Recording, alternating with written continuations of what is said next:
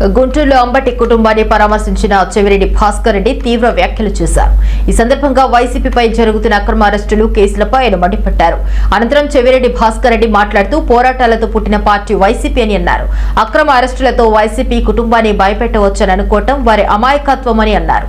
అంబటి అనేది ఒక పేరు కాదు, రాజశేఖర్ రెడ్డి నుంచి మా నాయకుడు వైఎస్ జగన్మోహన్ రెడ్డి వరకు ఒక సైనికుడని కొనియాడారు.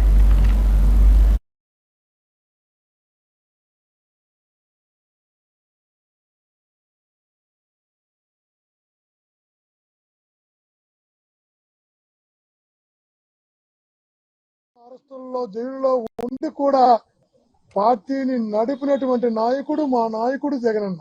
అలా పోరాటాలతో పుట్టిన పార్టీలో అరెస్టులతోనూ కేసులతోనూ జైలుకు పంపితేనో భయపడతారనుకుంటే అంతకన్నా అమాయకత్వం లేదు. అందులో అంబటి రాంబాబు అన్న వ్యక్తి రాజశేఖర రెడ్డి గారి కాలం నుంచి జగనన్న వరకు ఒక సైనికుడు, పోరాట స్ఫూర్తి కలిగిన వ్యక్తి, భయపడే తత్వం లేనటువంటి వ్యక్తి, నమ్ముకున్న నాయకత్వం కోసం, నమ్ముకున్న సిద్ధాంతం కోసం ఎంత దాకైనా నిలబడే వ్యక్తి.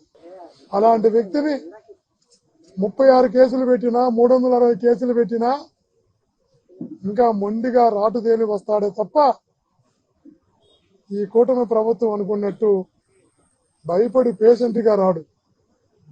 ముందు ఈ ప్రభుత్వం గమనించాలి.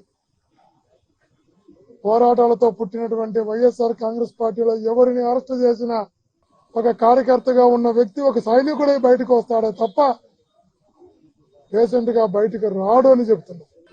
ఒక కొత్త సంస్కృతిని తీసుకొచ్చారు.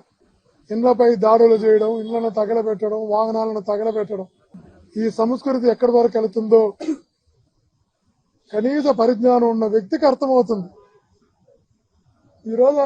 ఆ రోజు చాలా మంది వచ్చారు, రాళ్ళు ఎత్తుకొచ్చారు, కర్రలు ఎత్తుకొచ్చారు, అగ్గి తీసుకుని అంటిస్తామన్నారు, అంటించారు. ఇవన్నీ కూడా చక్కగా వీడియోలో రికార్డ్ అయ్యారు. అందంగా ప్రతి ఒక్కరు కనబడుతున్నారు, చాలా చక్కగా కనబడుతున్నారు అందరూ. వాళ్ళకి సహకరిస్తున్నటువంటి పోలీసు అధికారులు ఇంకా